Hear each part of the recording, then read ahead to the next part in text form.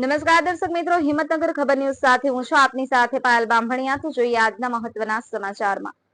રક્તદાન ઇજ મહાદાન। હિંમતનગરના જામડા પ્રાથમિક આરોગ્ય કેન્દ્ર ખાતે રક્તદાન શિબિર યોજાઈ।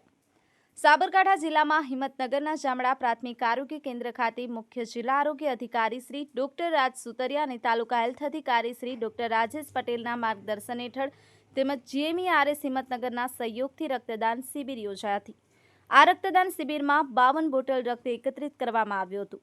જરૂરિયાતમંદોને તાત્કાલિક અને સમયસર લોહી પૂરું પાડી શકાય તેવા આશયથી આ રક્તદાન શિબિરનું આયોજન કરવામાં આવ્યું। આ શિબિરમાં PHC સ્ટાફ તથા ગ્રામજનો ઉપસ્થિત રહ્યા હતા। આપની આસપાસ બનતી ઘટનાના સમાચાર જોવા માટે હિંમતનગર ખબર ન્યૂઝને લાઇક કરો, શેર કરો, ચેનલને સબસ્ક્રાઇબ કરો।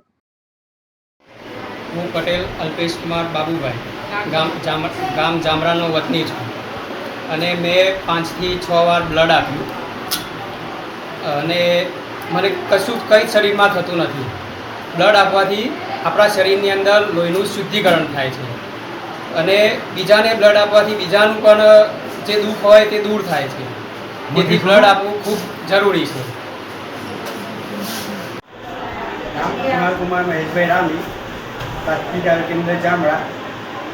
મેં આજે 16/6/2025ના રોજ બ્લડ ડોનેટ કર્યું છે। બ્લડ આપવાથી કોઈ શરીરમાં કોઈ તકલીફ થતી નથી। આ બ્લડ આપવાથી મને ગર્વ થાય છે અને બ્લડ આપવાથી કોઈ નુકસાન થતું નથી। બ્લડ આપવાથી ઘણા બધા ફાયદા થાય છે।